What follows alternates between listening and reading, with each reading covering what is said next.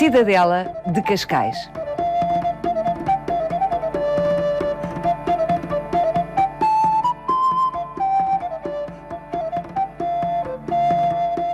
A Torre de Santo António é a primeira construção defensiva marítima erguida aqui, na Baía de Cascais. Foi Dom João II, no século XV, que a mandou levantar. Ironicamente, foi esta fortificação que foi cercada pelo Duque de Alba para tomar Lisboa para Filipe de Espanha.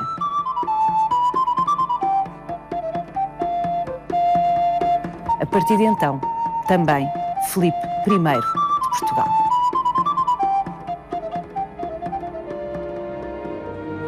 Quatrocentos anos depois, no século XIX, um dos edifícios da Praça de Armas da Cidadela foi adaptado para Palácio de Veraneio dos Reis de Portugal. Hoje, o Palácio da Cidadela de Cascais acolhe os chefes de Estado estrangeiros que nos visitam.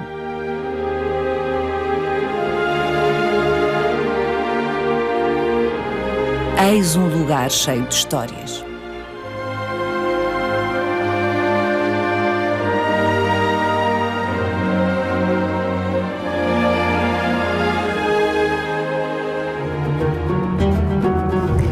É possível que o nome Cascais tenha origem num corsário muçulmano que aqui esteve no século XI e que se chamava, imagine, Cascais. Vai querer saber mais? Venha connosco nesta visita guiada.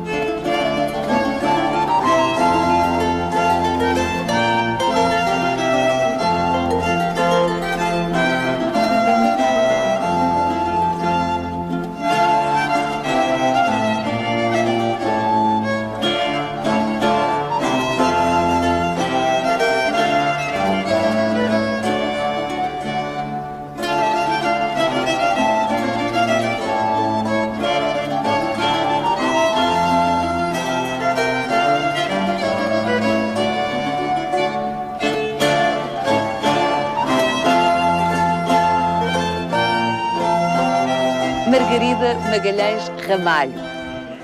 Estamos em cima daquilo que foi a primeira construção defensiva marítima da Baía de Cascais. A antiga Torre de Santo António, era aqui exatamente onde nós estamos. Torre de Santo António, que foi mandada levantar por Dom João II na sequência de um episódio rocambolesco, que a Margarida nos vai contar. Bom, não é, quer dizer, é rocambolesco, mas não inédito, e provavelmente poderá ter sido uma das razões, mas não a única. Dom João II era, de facto, um dos reis mais extraordinários que nós tivemos em Portugal. Um homem de visão, coisa que é um bocadinho rara entre os portugueses, que é olhar um bocadinho mais para a frente da ponta do nariz. E ele, de facto, teve a percepção de que Portugal estava à beira de ter um império marítimo e que tinha todo o interesse em ter a Barra do Tejo defendida ou pelo menos a Lisboa defendida, que era a capital, no fundo. E é nesse contexto que ele vai mandar levantar 3 torres. Belém, São Vicente de Belém, que não sabemos se chegou a acontecer alguma coisa no tempo dele, porque a que lá está é de Dom Manuel I. É posterior, mas é natural que tivesse existido ali qualquer estrutura antes. São Sebastião da Caparica, da outra banda, e a ideia era cruzar fogo entre uma e outra. Para além disso, tinham umas caravelas inventadas, segundo diz Garcia de Rezende, com canhões à flor da água, para que, de alguma forma, se os barcos inimigos chegassem, estas caravelas que se moviam rapidamente podiam acertar no casco do navio inimigo e afundá-lo rapidamente. E depois Cascais. E as pessoas muitas vezes perguntam, mas porquê Cascais? Cascais está a não sei quantas milhas de Lisboa, mas é que Cascais era o principal porto atlântico, até essa altura era o principal porto atlântico de Portugal, ou de Lisboa, se quiser. Era aquele que estava à atalaia da Barra do Tejo, aquele onde os barcos esperavam pacificamente na baía, que era uma baía, e é, de águas mansas, e portanto poderiam ficar aqui à espera de vento e maré favorável para entrar à Barra. Ou seja, a Baía de Cascais era o porto natural melhor De Lisboa. antes de chegar à cidade de Lisboa. Exatamente. Aqui todos os barcos, antes de entrarem no oceano, paravam para meter a última água e os últimos mantimentos, que muitas vezes eram fruta e legumes que vinham de Sintra, mas também era o primeiro sítio onde se parava quando se chegava a Portugal.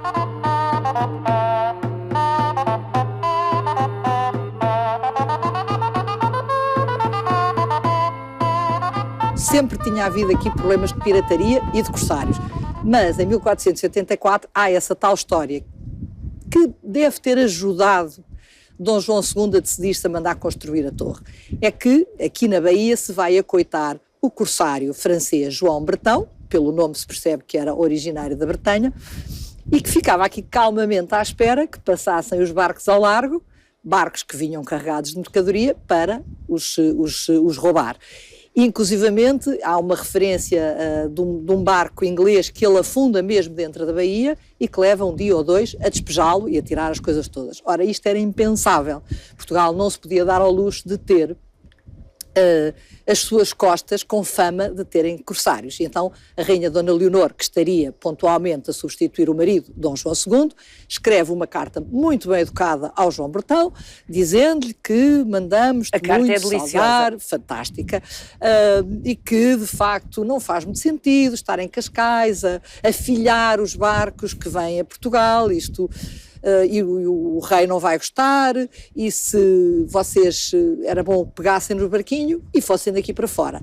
Mas vai avisando, é porque o meu marido, se vocês não forem, vai mandar atrás os seus barcos, porque isto já há outros que fizeram a mesma coisa e aconteceu-lhes o mesmo.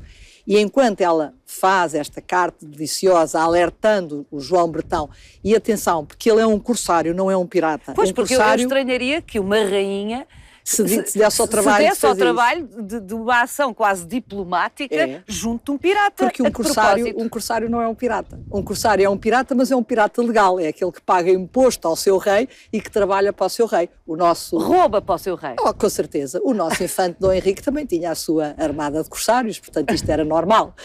Os reis tinham... No século XV era assim. Era assim. E, portanto, o que é facto é que esta história com o João Bretão provavelmente também terá demonstrado que o castelo que existia desde pelo menos o tempo de Dom Fernando aqui em Cascais já não tinha capacidade defensiva e, portanto, era importante fazer qualquer coisa que fosse mais moderna para vencer este tipo de perigos. E constrói-se esta torre, que é muito semelhante em estrutura à Torre de Belém. É uma estrutura simplificada de um castelo, era uma torre como uma torre de menagem, que tinha um corpo retangular mais baixo, adoçado, e uma muralha. A grande diferença é que esta cerca, esta muralha, estava completamente virada ao mar. Portanto, ela tinha 3 faces viradas ao mar, uma virada a sul, ao oceano, e as outras 2 de lado, que tinham abertas bombardeiras, onde estavam peças de fogo, que no fundo faziam a tal, ou tinham a capacidade de tiro, capaz de poder afastar os barcos de entrarem aqui na própria baía. É muito curioso que o Dom João II, ao criar este sistema, e aparentemente, segundo Garcia de Razende, de alguma forma o próprio rei se envolve em todo este processo, ele vai anteceder em vários anos aquilo que os italianos vão construir dentro de décadas, que era a fortificação abaluartada. De alguma forma, é uma primeira fortificação abaluartada, ainda que simplificada.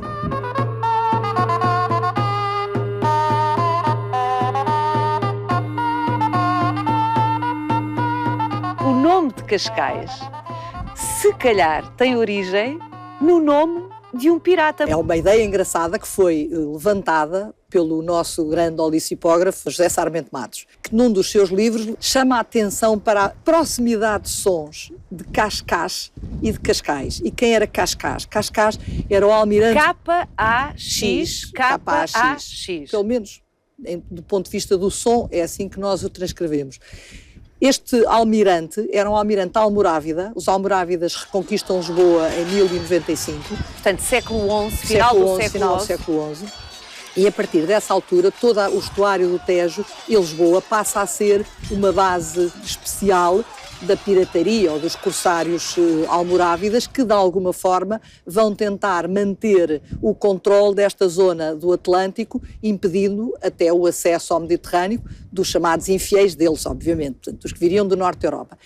E, de facto, Cascais é muito provável que tivesse utilizado a Baía de Cascais, porque este era o posto avançado e porque aquilo que eu falei do João Bretão, isto sempre aconteceu. Há informações de que temos pirataria e corsários aqui até ao século XVIII, portanto é uma zona que era apetecível para isto. Ora, é muito estranho esta proximidade sonora, esta coincidência de sons, e ele levanta esse problema. Ele também diz isso, ele diz, eu nem sequer estou, o José Sarmento Matos diz, eu não estou a dizer mais nada do que isso. É muito curioso esta proximidade sonora, e eu acho que deveria ser, que esta ideia dele deveria ser explorada. Eu acho que ele pode ter toda a razão, e das duas uma, ou o almirante assume o nome Cascais porque está muito em Cascais e já existe o nome do burgo pescatório, ou é o contrário, ou de facto Cascais assume esse nome devido à permanência de Cascais, quem sabe.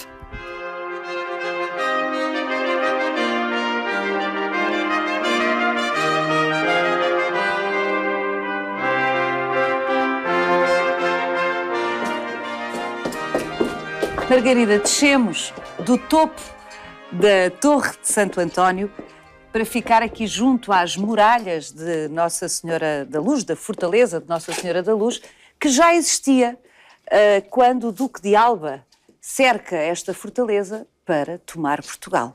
É verdade. Durante muito tempo pensou-se que, de facto, ela não teria já sido pós-período filipino, mas um documento encontrado num arquivo em Veneza prova de que quando as tropas do Duque de Alba aqui chegam já existia uma fortificação triangular, como eles chamavam, à la moderna. É evidente que isto não quer dizer que a fortaleza estivesse completamente concluída, mas pelo menos as muralhas exteriores estavam com certeza já a envolver a Torre de Cascais. Ou seja, estas muralhas viram o cerco. Viram, pelo menos uma parte delas, aquelas que não ruiu. O cerco do Duque de Alba em 1580.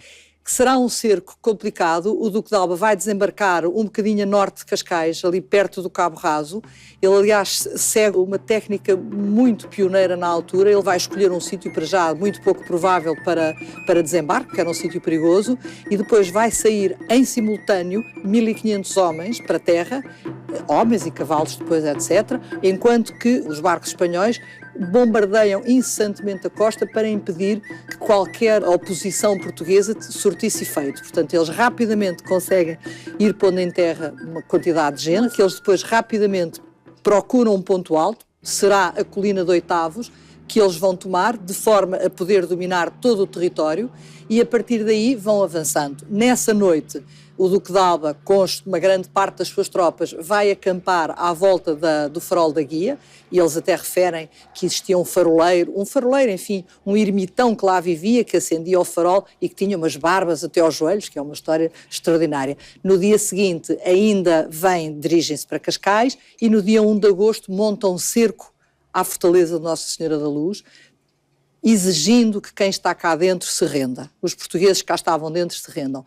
Eles não aceitam e, portanto, o Duque de Alba manda dispor toda a sua artilharia à volta da fortaleza e começa a atacá-la. E ataca durante largas horas até começar a haver buracos nas paredes. A certa altura, o alcaide diz que sim, que se vai render, mas o Duque de Alba já não aceita a rendição e manda reforçar o ataque. E só quando já estão, de facto, sem qualquer hipótese de defesa, é que então a fortaleza resolve abrir as portas e entrega sem condições ao Duque de Alba. Isto depois tem uma história um bocado dramática, porque o Duque de Alba, provavelmente para criar aqui já uma espécie de exemplo para o resto do país, para que as pessoas percebessem que ele não estava a brincar e que queria mesmo chegar a Lisboa e que ia chegar a Lisboa, ele manda prender todos os que cá estão dentro. O alcaide e os outros soldados cá estavam. Só que há um dos soldados que, a certa altura, troca a sua vida por um segredo. e diz: eu tenho um segredo e quero trocar a minha liberdade por esse segredo. E o segredo era nada mais, nada menos do que a existência na altura, o capitão das tropas do Dom António Prior do Crato, que era o Dom Diogo de Menezes, antigo governador da Índia, que tinha ficado escondido na parte baixa da fortaleza da Senhora da Luz, à espera de que viesse a noite para ele poder sair, fugir e a ir ter com o Dom António Prior do Crato e continuar a encabeçar as tropas portuguesas, porque seria, como foi, altamente prejudicial para a moral das tropas portuguesas a perda do seu principal general, se quiserem. É claro que isto para o Duque de Alba foi uma coisa fantástica, portanto o Dom Diogo é imediatamente preso. No dia seguinte é levado numa mula branca até ao largo da vila, presumivelmente dentro do antigo castelo, onde vai ser degolado, o que é uma coisa rara, porque o Dom Diogo de Menezes, pela sua condição nobre, de nobre aristocrata, nunca deveria ter sido degolado, mas é degolado. O alcaide é enforcado aqui nas muralhas da fortaleza, com mais 2 soldados, e os corpos ficam pendurados a partir de 2 peças de artilharia, portanto, para que toda a gente as visse e, de facto, não houvesse qualquer dúvida do que é que estava em jogo. E, de facto, consuma-se a tomada de Cascais. Rapidamente eles chegam a São João da Barra. São João da Barra também resiste ainda uns tempos, mas depois acaba por cair, e rapidamente vão se defrontar com as tropas do Dom António Prior do Crato em Alcântara e ganham, como sabem. E, como estava previsto, antes do inverno, o Filipe II era, de facto, senhor de todo este reino. Filipe I de Portugal. Filipe I de Portugal. 60 anos de Filipe. É verdade que no meu tempo da escola se dizia 60 anos de tristes recordações, que era como terminava o capítulo do livro de história.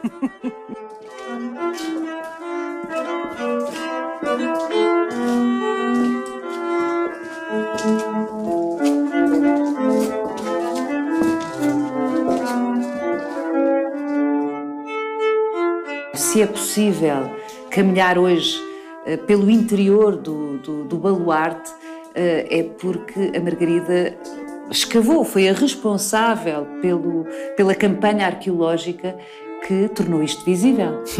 Foi uma bocadinho aventura, mas mais ou menos isso. Isto começou em 1985, com um trabalho de faculdade. Depois cheguei à conclusão que havia uns espaços que estavam fechados e que não estavam visíveis. Depois de uma série de peripécias, conseguiu-se autorização para abrir este baluarte onde nós estamos. Ficou de tal maneira fascinado com o que se encontrou que a partir daí tive a autorização para procurar os acessos dos outros 3 baluartes, dos outros 2 que faltavam. E de facto isto é um espaço mágico.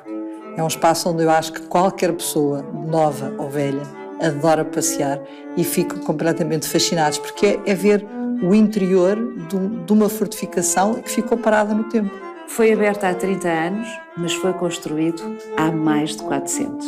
É um facto.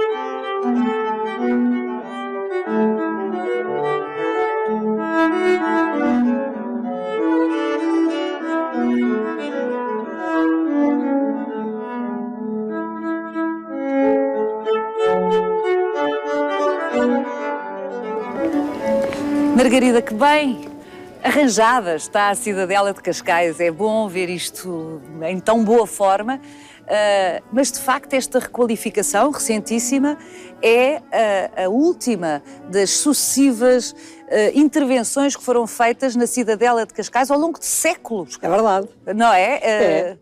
Não, é engraçado porque, de facto, como nós já falámos há bocado, começa com a torre, passa à Fortaleza da Luz, mas como isto é tudo pequeno, houve necessidade de se fazer uma coisa maior. Ela é pensada no tempo de Filipe I, é quando surge o projeto da Cidadela, mas ele nunca chega a ser concretizado. Mas ele só é levado a cabo, como aliás outras fortificações que foram pensadas no tempo dos Filipes, mas que só foram levadas a cabo com Dom João IV, quando após a restauração a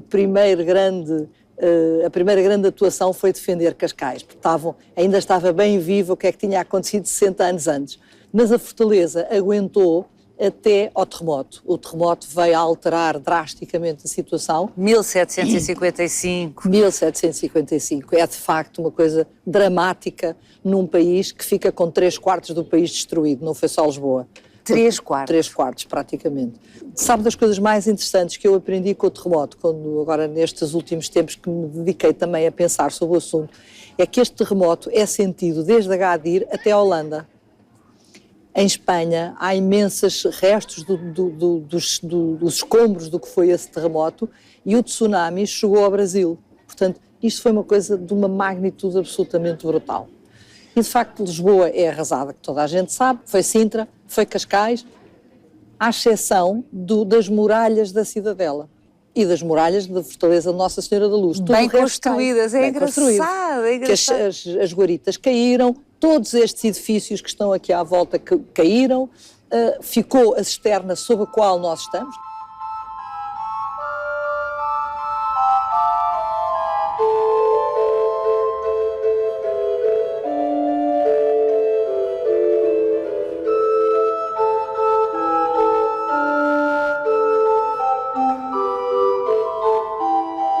Nos anos imediatamente a seguir ao terremoto, há uma reconstrução e há uma reconstrução da Cidadela, do interior destes edifícios, do interior da Cidadela, que vão ser reconstruídos mais ou menos com a mesma configuração.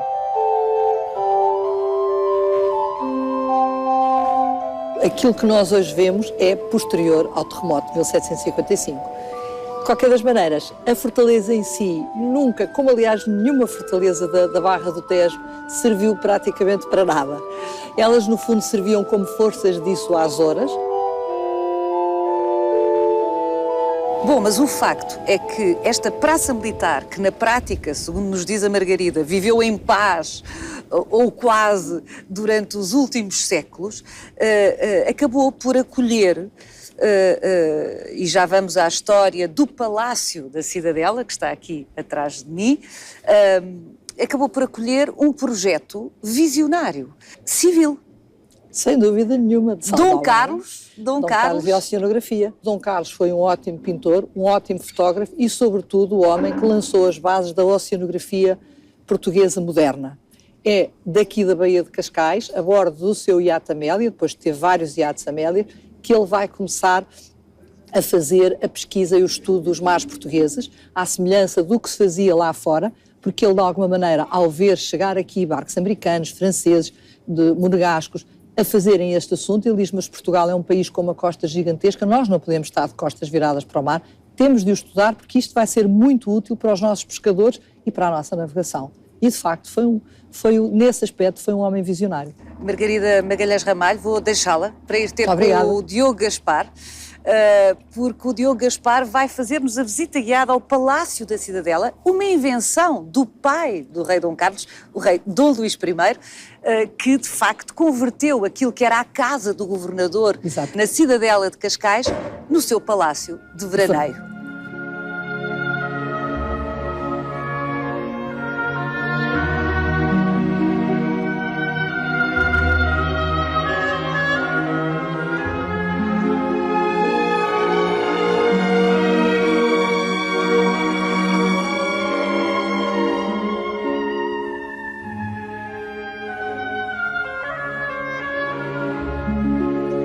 Diogo Gaspar, que boa ideia teve o rei Dom Luís quando resolveu transformar este edifício, num contexto absolutamente militar, discreto, sem história, num palácio. É verdade. Foi nos anos 60 do século XIX que o Barão do Alvim desafiou o rei Dom Luís a um passeio até junto do mar. Estavam em Sintra e nessa altura estavam em moda as estâncias balneares um pouco por toda a Europa mais chique. E o rei Dom Luís vem a Cascais, uma pequeníssima vila pescatória, muito pobre, visita a fortaleza, onde é convidado pelo governador para uma visita, e percebe-se facilmente que essa mesma casa que visita tinha um imenso potencial de se transformar num palácio e numa residência de veraneio para os reis de Portugal. A casa do governador. A casa do governador. Mal sabia o governador que estava a ficar sem casa. Era um acrescento que havia ao edifício de Santa Catarina, que dava para a bateria, portanto para a Praça de Armas, que se liga a uma pequena casa que aqui existia, essa tal casa do governador, que depois, 20 anos mais tarde, surge como o Palácio da Cidadela de Cascais. Uma casa que, a partir de então, tem a história na Casa Real e na República, ou seja, em todos os chefes de Estado, desde o rei Dom Luís. Uma casa que serviu reis e presidentes.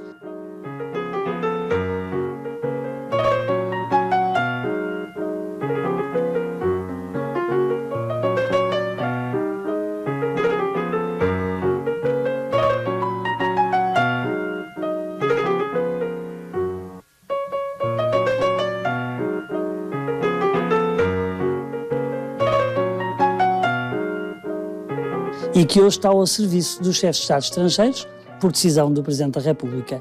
São os convidados do Presidente, os que fazem as visitas de Estado a Portugal, que aqui ficam hospedados durante a sua passagem pelo nosso país. O que significa que conviria que esta casa que recebe os chefes de Estado estrangeiros fosse uma espécie de montra do que temos de bom em Portugal. Fizemos um périplo por todo o país, museus nacionais, câmaras municipais, coleções particulares, para tentarmos encontrar alguns objetos que nos ajudassem a compor a casa, a decorar a casa e a fazer com que essa casa e esses objetos, no seu conjunto, fizessem a história um pouco da arte em Portugal do século XVI até à atualidade, século XXI. Muitos artistas plásticos fizeram peças propositadamente para o Palácio da Cidadela de Cascais. Vamos ver.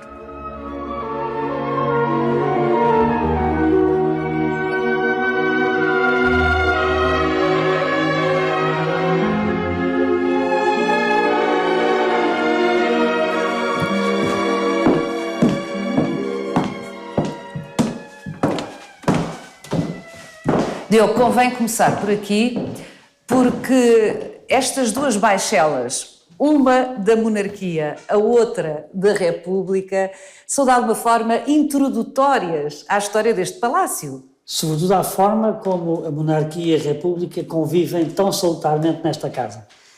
De facto, o que nós temos aqui, estamos no espaço do antigo ou primitivo bengaleiro do palácio, que nós transformamos em uma espécie de reservas visitáveis, para que as pessoas possam perceber o que eram as peças do cotidiano e do uso da casa. E aqui está a última encomenda da Casa Real para os serviços do cotidiano, uma peça encomendada à Casa Limoges, onde foi aposta a coroa real.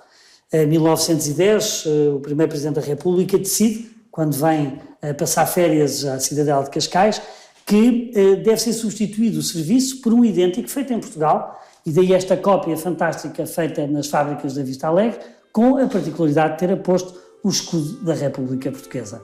E por isso, estas duas peças marcam a continuidade daquilo que é uma vivência do cotidiano desta casa.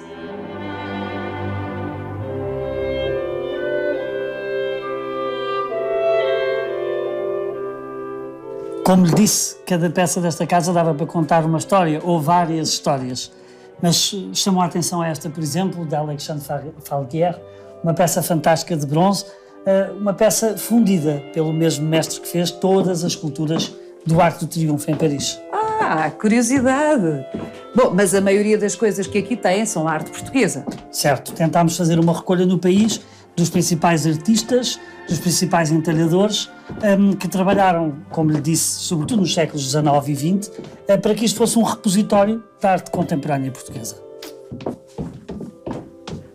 Diogo, Lourdes Castro. É verdade. Que boa ideia! 3 desenhos lindíssimos, as sombras, 3 desenhos de cartões para a tapeçaria de Porto Alegre. Ah, mas isto é que escritos, anotados, tal como o Lourdes sempre fez, em todos os trabalhos que produziu para a manufatura. E chegamos ao salão. Coabitando com este ambiente clássico. Sim, um ambiente, um espírito muito século XIX. Tentámos manter o espírito, apesar de muitas das peças desta sala serem pinturas contemporâneas de Eduardo Viana, de Palolo, embora também muita pintura do século XIX, mas um ambiente que tenta manter um pouco essa atmosfera, para que as pessoas percebam que foi também um pouco o espírito que presidiu à construção e à reabilitação desta casa. Os tetos, por exemplo, são pinturas sobre tela já do período do rei Dom Carlos, umas pinturas magníficas que foram recuperadas, estavam bastante deterioradas, mas que marcam o salão e que ditam, obviamente, a sua organização espacial. Desta sala, por exemplo, a única peça original ainda do tempo do rei Dom Luís é o fogão de sala, que depois o Marçal Carmona, inspirando-se nesta peça, manda desenhar aos móveis Olay, extraordinário, o mobiliário de assento e os 2 tremores.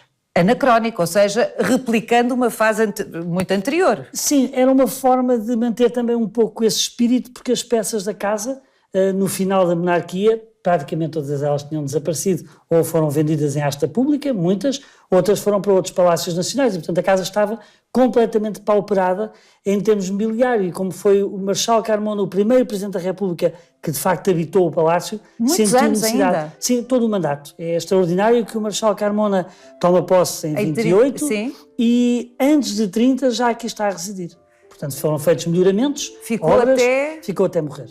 Até ao ano da sua morte. Foram 25 anos praticamente de vida como chefe de Estado e de permanência aqui no Palácio. Uma vida.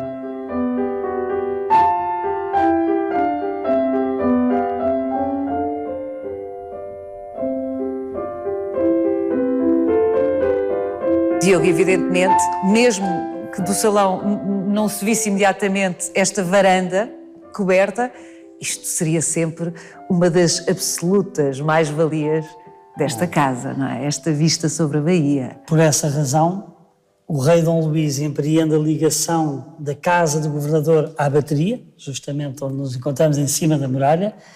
Durante o seu reinado e Dom Carlos ocupava-se este espaço com toldos de lona pintados por grandes artistas para aqui se fazerem as festas de aniversário dos príncipes. E por isso o Marçal Carmona sente necessidade, por uma ocupação mais permanente, de encomendar a Duarte Pacheco, o nosso grande engenheiro de obras públicas, o desenho em Art Déco deste salão de vidro.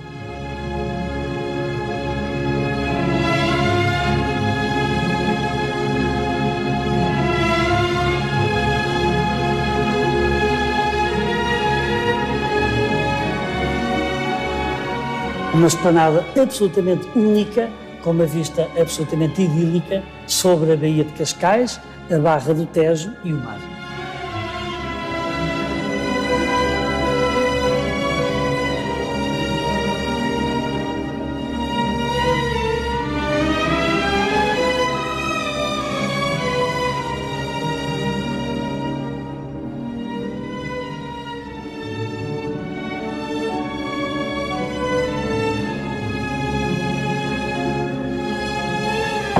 Isto é a sala de... Sala de audiências. Atualmente é aqui que o Sr. Presidente da República recebe normalmente os seus convidados, sobretudo chefes de Estado estrangeiros, sentando-se aqui e dando, tal como no Palácio de Belém, a direita ao convidado. Mas esta sala tem uma história que vai para além desta também. Foi o quarto do rei Dom Luís, foi aqui que morreu o rei Dom Luís. E por isso o seu filho, o futuro rei Dom Carlos, manda encerrar esta ala do palácio e manda construir posteriormente novos aposentos privados e o laboratório de oceanografia. Diogo, por falar exatamente no rei Dom Carlos e na sua paixão pelos oceanos, pelo mar, aquele aquário, que eu não diria que era um aquário, mas o Diogo explicou-me, é um aquário comprado por ele.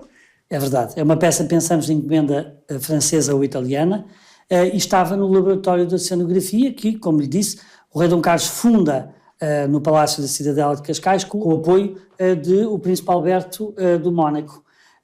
É um laboratório a partir do qual ele faz todas as suas expedições oceanográficas. Por isso a Cidadela de Cascais tem esta relação fortíssima com o mar, com os reis, e por essa razão também o Sr. Presidente da República decidiu que o primeiro convidado a ficar aqui instalado fosse justamente o neto de Alberto I, o Príncipe Alberto do Mónaco.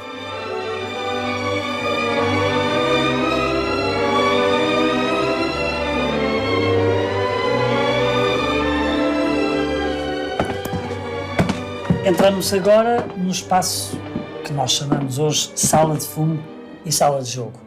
Tentámos criar aqui um repositório de arte contemporânea portuguesa. Peças de grandes artistas como Vieira da Silva, Paulo Rego,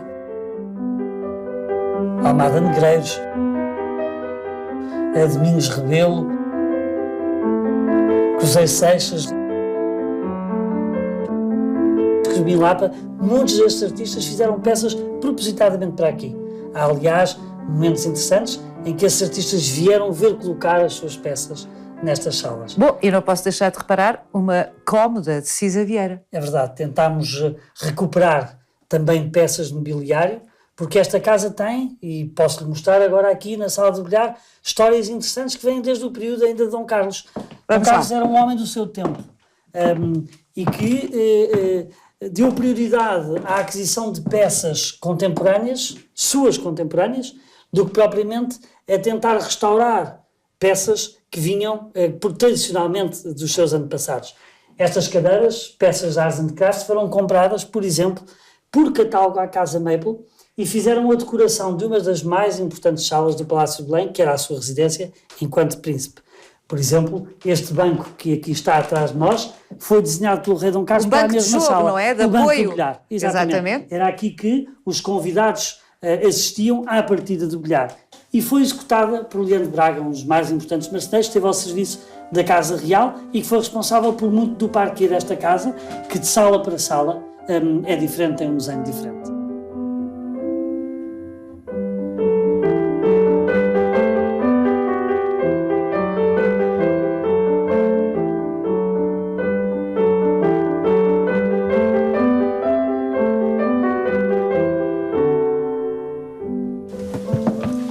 Vai ver um pouco por toda a casa essa miscigenação que lhe falava há pouco, a presença de reis e de presidentes. Uma das peças mais curiosas é justamente este busto de menino, um retrato do presidente Jorge Sampaio, com 3 anos de idade. Jorge Sampaio? É verdade, feito pelo seu tio, o escultor António Duarte, que tinha o seu ateliê aqui tão perto, em Sintra.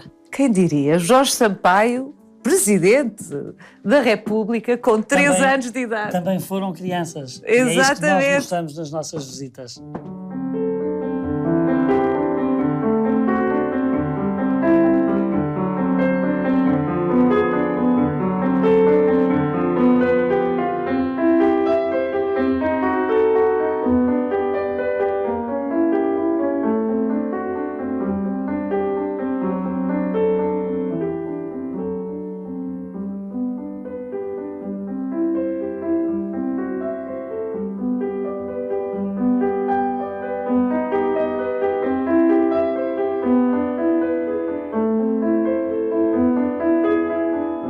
E agora, Paula, o que é que acha que se encontra por trás deste tapa-portas? Bem, Diogo, isto é uma demonstração do que foi feito ao longo dos tempos nestas paredes. Um teto do século XIX, uma cozinha do século XXI, muralhas do século XVI.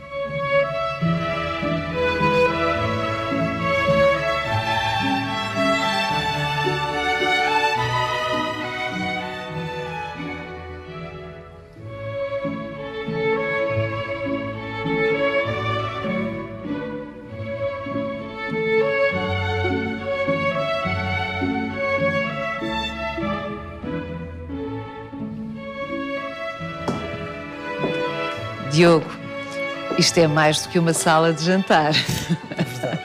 É uma sala de jantar, é uma sala de refeições a que nós damos o nome de salão de banquetes.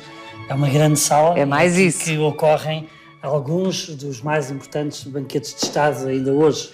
Agora, é uma sala que foi toda redesenhada no tempo do rei Dom Carlos, a estrutura inicial é do rei Dom Luís, para onde foram desenhados não só a mesa, mas também estes fantásticos aparadores que acompanham o desenho da boiserie. O Dom Carlos era um rei muito moderno, sob o ponto de vista plástico, estético, não é? Verdade, e praticamente, aliás, pode-se ver um pouco pela casa, pela concepção, pela estrutura, mas também pela parte das artes decorativas e integradas, que tudo era desenhado, tudo era pensado, mas sobretudo tudo era contemporâneo e tudo era leve. Aliás, basta reparar na leveza que, apesar de ser tudo em boiserie, ser tudo em madeira, tetos de madeira, esta sala respira leveza e depois, claro, tem esta relação fantástica com a luz e com o espaço, com o mar.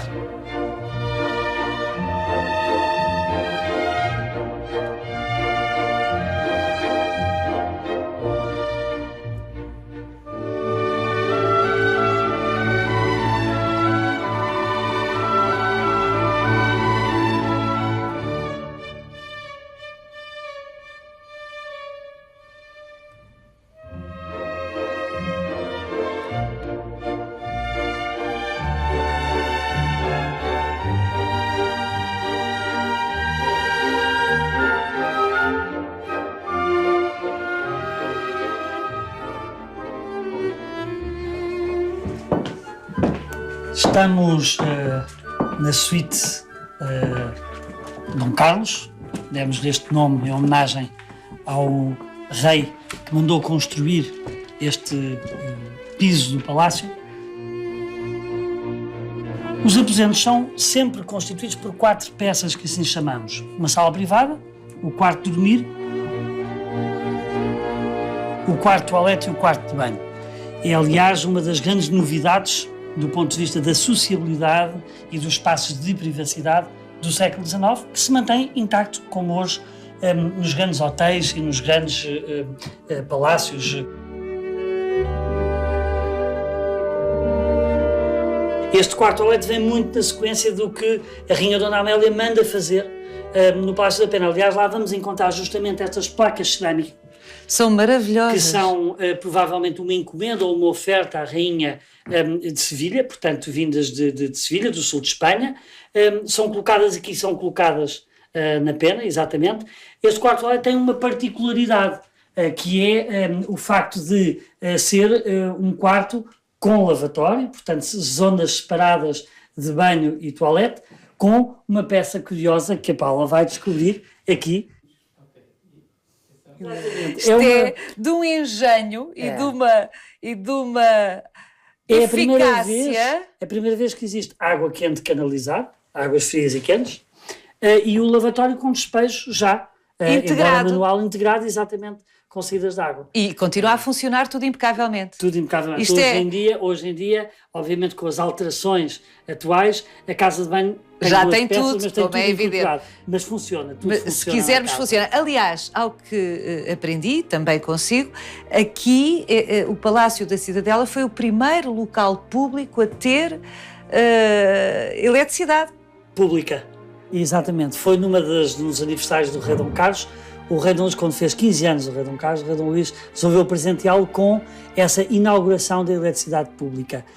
Mais tarde, foi aqui no recinto do Palácio, no Passeio Maria Pia, mais tarde o rei oferece a Lisboa esse engenho e o conjunto dos candeeiros que fizeram aqui a primeira vez que se deu a luz, energia pública a uma vila, no caso em Cascais.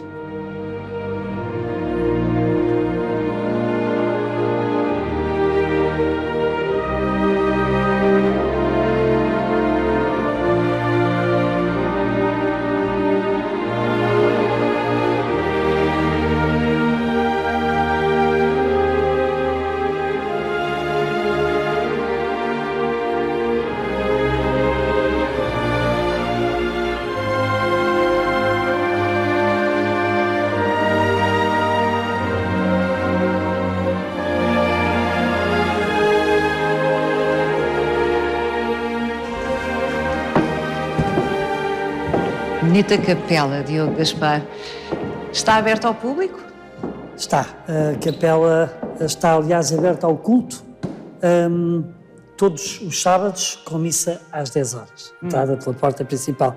E é visitável no circuito de visitas que fazemos de quarta a domingo ao Palácio da Cidadela.